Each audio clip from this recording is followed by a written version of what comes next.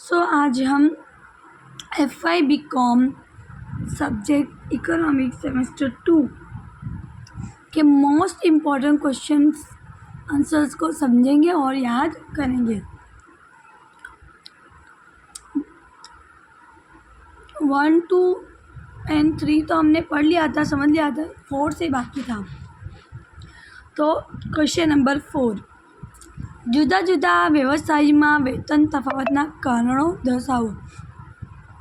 अलग अलग व्यवसाय में वेतन यानी पगार का तफावत क्यों होता है, उसका कारण बताना है। नीचे मुजब छे। तो पहला है સમાન તક અને સમાન शैक्षणिक સવલતોનો અભાવ। हर सारे व्यवसाय में सेम तक और शैक्षणिक सहूलत नहीं होती। किसी में तुम्हारा डिग्री ज़्यादा चाहिए तो किसी में कम, तो उसका अभाव होने की वजह से तुम्हारा वेतन में भी तफावत होता है। अगर तुम्हारी शैक्षणिक लायकात कम है तो तुम्हें कम पगार मिलेगी, ज़्यादा है तो ज़्यादा। दूसरा, व्यवसायનો પ્રકાર। કેટલાક વ્યવસાય ચોખ્ખા મનપસંદ અને સામાજિક प्रतिष्ठा अपनार गणाय छे, જ્યારે કેટલાક વ્યવસાય અણગમતા ગંદા અને सामाजिक दृष्टि हल्का गणाय छे। व्यवसाय कितने अच्छे छोका मन पर सामाजिक, जैसे कि बैंकिंग का व्यवसाय, वहाँ कैसे तैयार मस्त एसी के रूम में बैठकर काम करना होता है तो वेतन भी ऐसा मिलता है।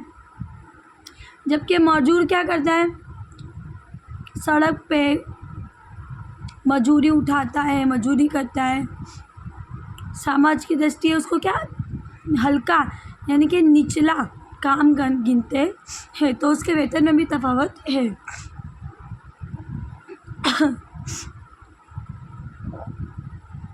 विभिन्न व्यवसाय में रहेला जोखमों विभिन्न प्रमाण। कितने व्यवसाय में जोखम ज़्यादा है तो वहाँ पे पगार ज़्यादा होती है, व्यवसाय में जोखम कम है तो पगार कम। व्यवसाय जैसे कि मिलिट्री में जो लोग जाते हैं उनकी पगार ज़्यादा होती है और उनके घर वालों की जिम्मेदारी भी सरकार की होती है ना, तो उनके उसके अंदर ज़्यादा पगार है। जबकि मिलिट्री के कंपैरिजन में पुलिस की पगार कम रहती है, क्यों, उसमें जोखम कम है। व्यवसायनी सफलता निष्फलता नहीं शक्यता। कितने प्राइवेट व्यवसाय होते हैं, कोई कंपनी खुलती है तो अगर वो सफल होती है तो ज़्यादा वेतन देती है और निष्फल होती है तो कम। व्यवसायની નિયમિતતા અને અનિયમિતતા। जो व्यवसाय नियमित रीते यानी हर महीने प्रॉफिट कमाता है तो पगार ज़्यादा देता है।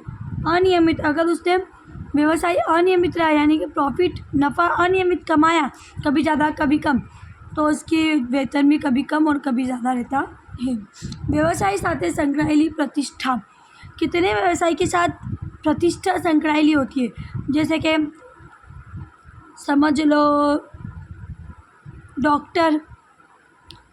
डॉक्टर की सब लोग क्या प्रतिष्ठा अच्छा काम मानते हैं ना, लॉयर कि भाई ये काम अच्छा है, CA उसके अंदर प्रतिष्ठा है। वो इंसान को हम देखते ही समझ जाते हैं कि भाई ये भारी आदमी, ऐसा बोलते हैं ना, वो 5 स्टार आदमी, क्या बोलते हैं उसको, VIP, उसकी काम की वजह से हमें उसे प्रतिष्ठा देते हैं। कामदारों कर्मचारियों अधिकारियों में मुक्ति पड़ती विश्वासनी कक्षा। कितनी बार विश्वास जो होता है वो कम होता है कामदार पे, तो हम उसको उस पर शक करते हैं तो उसको वेतन भी क्या देते, कम। जबकि कोई कामदार 2-5 साल से काम कर रहा है तो तुम पे उस पर भरोसा ज़्यादा करते हो और उसको पगार भी वेतन भी ज़्यादा देते हो। કુદરતી બક્ષિસ। કેટલાક વ્યવસાયમાં વ્યક્તિમાં રહેલી કેટલીક વિશિષ્ટ કુદરતી શક્તિઓનો વધારે ઉપયોગ કરવામાં આવે છે। कितने व्यवसाय में क्या ऐसे व्यवसाय होते हैं जहाँ व्यक्ति के अंदर जो कुदरती शक्ति रहती है उसका ज़्यादा उपयोग होता है, जैसे कि भार उठाना, हिम्मत, ज़्यादा काम करना, ज़्यादा चलना, ये सारी शक्ति कौन देता है, कुदरत से आई है ना। आથી આવી વ્યક્તિઓને તે વ્યવસાયમાં આકર્ષક ઊંચું વેતન આપવું પડે છે। तो ऐसी व्यक्ति को रखने के लिए हमें उनको ज़्यादा पगार देना पड़ता है। पता रहता है कि बॉस को, सर को, कि भाई ये व्यक्ति ज़्यादा मेहनती है, तो उसको तुम अपने व्यवसाय में आकर्षने के लिए, बुलाने के लिए उसको ज़्यादा पगार देने का सोचोगे। दाखला तरीके सीनियर कलाकार होते हैं ना, जिनके अंदर कला होती है, कुदरत से होती है, तो भी हम उनको ज़्यादा पगार देते हैं। पेंटिंग करते हैं ना वो लोग, पार्श्व गायकों यानी गाने वाला सिंगर, रमतगमत कुशलता यानी कि जो क्रिकेटर होते हैं, इनके अंदर जो भी है, या फिर फुटबॉलर, कुदरती है ना उनके पास ये कुशल, ये स्किल और ये अच्छी शक्ति, खिलाड़ियों वगैरह, ये सबको ज़्यादा वेतन मिलता है। बिन हरीफ समूहों अस्तित्व हरीफ, कितनी बार हरीफाई नहीं होती है। जैसे कि अब एक जगह तुम जॉब कर रहे हो, तुम्हें पता है कि दूसरी जगह तुम्हें जॉब नहीं मिलने वाली, तो तुम कम पैसे में भी वो जगह काम करोगे, क्योंकि हरीफाई नहीं है।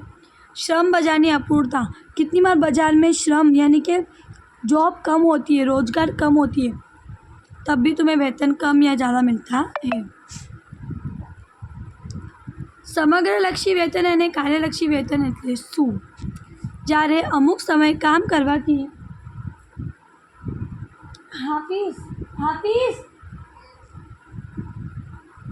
કામદારને અમુક વેતન મળશે એમ કરાર દ્વારા નક્કી કરવામાં આવે।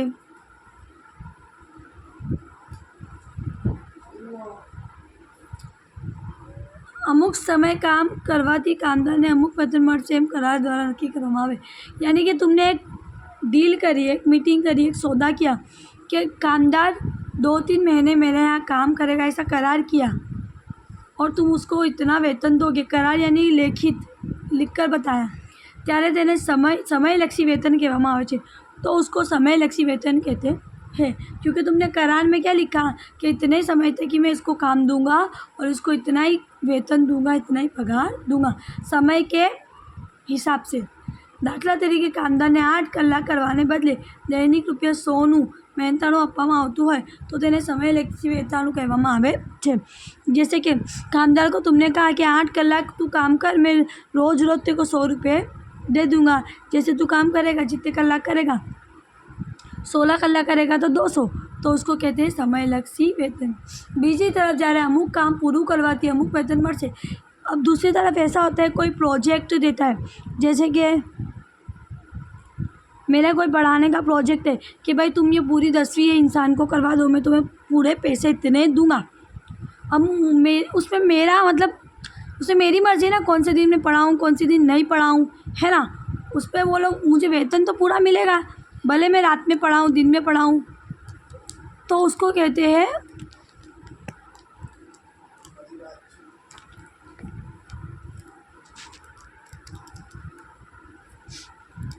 तो समयलक्षी नहीं हुआ ना, मैं पढ़ाऊँ या नहीं पढ़ाऊँ, संडे को पढ़ाऊँ, वो मेरे पे डिपेंड है, तो समय पे डिपेंड नहीं हुआ, तो उसको कहते हैं આવી વેતનનો શું કહેવાય?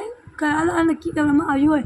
और तुमने क्या किया, एक डॉक्यूमेंट भी बना के दे दिया कि ये प्रोजेक्ट या ये काम तुम्हें पूरा करके मुझे देना है, मैं प्रोजेक्ट या ये काम ख़त्म होने के बाद पैसे दे दूँगी, तो उसे कहते हैं कार्यलक्षी। जब तुम्हारा कार्य पूरा हो जाएगा तो तुम वेतन दे दोगे। દાખલા તરીકે કોઈ એક સુથારને એક कुर्सी बनावा માટે ₹180નું મહેનતાણું આપવામાં આવે। जैसे कि तुमने एक सुथार को बोला कि मुझे एक कुर्सी बना के दे दो, मैं ₹180 दूंगी।